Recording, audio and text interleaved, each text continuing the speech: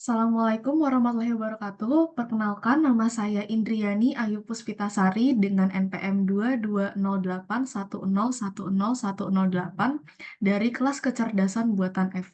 Di sini saya akan mempresentasikan hasil dari evaluasi akhir semester saya, yaitu membuat program jaringan syaraf tiruan dengan studi kasus N. Di sini saya membuat program berbasis web. Saya akan menjelaskan terlebih dahulu terkait source code-nya.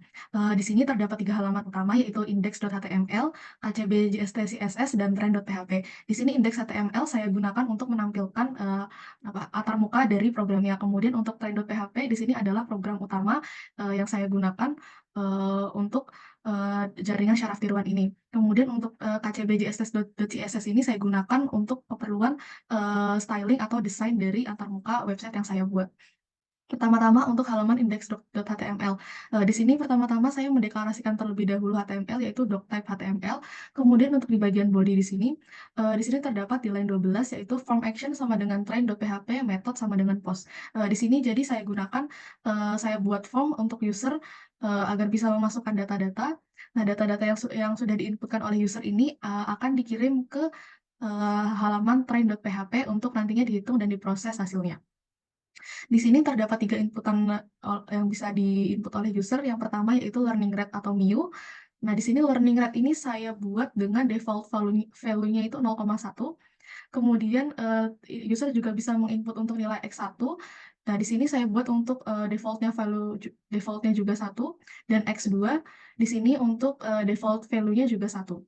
Kemudian di sini setelah user mengklik submit, maka otomatis program akan menampilkan hasil dari inputan oleh user. Di sini user bisa mengubah angka-angkanya. Dan di sini saya akan menjelaskan terkait laman train.php. Jadi kode ini berfungsi untuk melatih jaringan syaraf tiruan dan memprediksi output berdasarkan input dari pengguna. Nah, yang pertama-tama di sini yaitu ada fungsi train.perceptron. Nah, fungsi ini memiliki 3 parameter, yaitu ada parameter input, target atau target output, dan learning rate. Nah, kemudian di sini di line keempat yaitu ada weight. Nah, di sini saya menginisialisasi weight atau berat awalnya secara acak menggunakan random dengan rentang negatif 0,5 sampai dengan 0,5 untuk setiap input. Kemudian di sini saya menetapkan di line kelima yaitu nilai threshold-nya saya gunakan 0,0. Kemudian di sini ada line ke-6 yaitu max underscore approach sama dengan 1000. Di sini saya buat untuk maksimal approach-nya itu sampai dengan siklus ke 1000. Kemudian di sini ada 6 underscore input sama dengan count. Nah, di sini untuk menghitung jumlah total inputan. Kemudian di sini ada iteration.log. Di sini untuk menginisialisasi array untuk menyimpan log dari setiap iterasi. Kemudian di sini ada di line ke-10 for epoch sama dengan 0, epoch kurang dari max epoch. Nah, di sini saya memulai loop utama untuk iterasi melalui setiap epoch. Kemudian di sini di line 11 saya menginisialisasi total error untuk setiap epoch. Kemudian di line 12 saya membuat log untuk setiap epoch dan dimulai dari line 14 ini saya memulai loop untuk setiap input dalam epoch. Jadi di sini saya akan mengambil input dan target yang sesuai untuk iterasi yang sedang berlangsung. Kemudian di sini mulai dari line 18 saya gunakan untuk menghitung atau mengkalkulate outputnya dengan di sini saya mengalihkan setiap input dengan weight yang sesuai dan menjumlahkannya. Kemudian di line ke-23 ini untuk menentukan output apakah jumlahnya ini lebih besar atau sama dengan threshold. Nah, kemudian di line 25 mulai dari line 26 maksudnya. Nah, di sini untuk menghitung error sebagai selisih antara target dan output dan menambahkan nilai absolute error ke total error.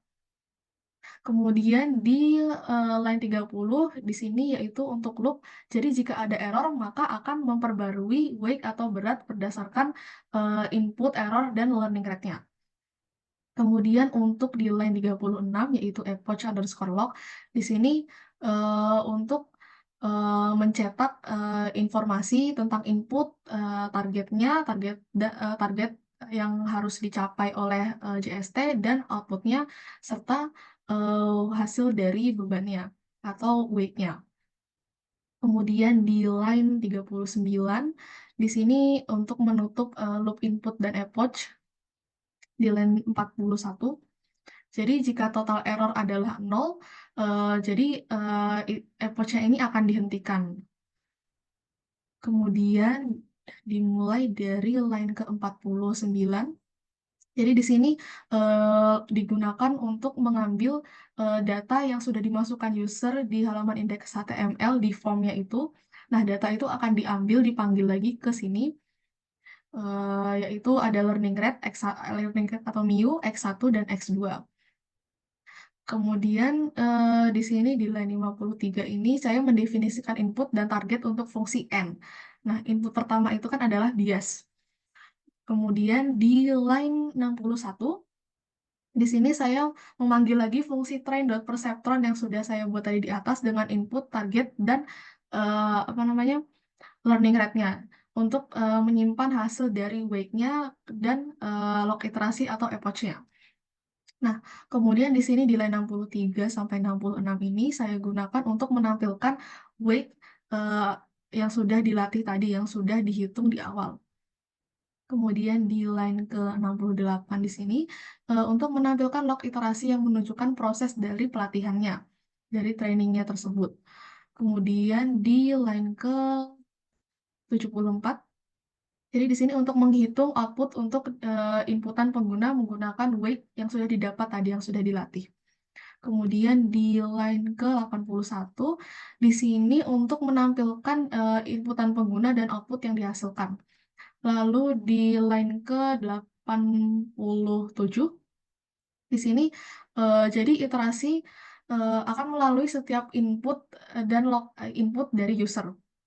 Dan kemudian akan menghitung output menggunakan weight yang telah dilatih ini dan disimpan ke log untuk ditampilkan. Nah, kemudian di line ke-104 ini dia akan menampilkan iterasi untuk inputan dari user tadi. Selanjutnya saya akan langsung mendemokan programnya. Di sini terdapat inputan dari user yaitu untuk learning rate MIU, input X1 dan input X2. Di sini saya buat untuk inputannya 1 dan 1. Maka jika program ini berhasil bekerja sesuai dengan fungsi N, maka outputnya juga harus 1. Di sini di saat saya klik submit, kemudian nah di sini dia akan memunculkan iterasi dari epoch ini yang telah dihitung satu per satu sehingga nanti outputnya akan sesuai dengan target. Nah, di sini terdapat hasil akhir dari weight-nya yaitu min 0,26, 0,21, dan 0,06. Nah, hasil weight ini akan dicetak di bagian paling atas di sini hasil weight, yaitu W1 sama dengan min 0,26, W2 0,21, dan W3 0,06. Nah, hasil weight atau berat yang sudah didapat ini akan diimplementasikan untuk menghitung dari inputan user. Nah, di sini inputan user yaitu 1 dan 1. Maka di sini muncul outputnya 1. Yang berarti program ini berhasil berjalan menampilkan output yang sesuai. Kemudian di sini juga iterasinya untuk iterasi yang 0, iterasi ke 0 ini, di sini inputannya 1, 0, dan outputnya juga 0. Lalu iterasi selanjutnya dengan inputan 1, 0, dan 1 dengan target 0 dan outputnya juga benar 0. Kemudian iterasi selanjutnya itu 1, inputan 1, 1, X1-nya 1, dan X3-nya 0. Di sini targetnya 0 dan outputnya juga sesuai 0. Kemudian di iterasi terakhir, di mana inputannya dengan angka 1 semua, dan targetnya 1, dan outputnya juga sesuai 1, yang berarti program ini berhasil berjalan sesuai dengan fungsi N. Sekian dari saya, mohon maaf bila ada kesalahan dan kekurangannya. Wassalamualaikum warahmatullahi wabarakatuh.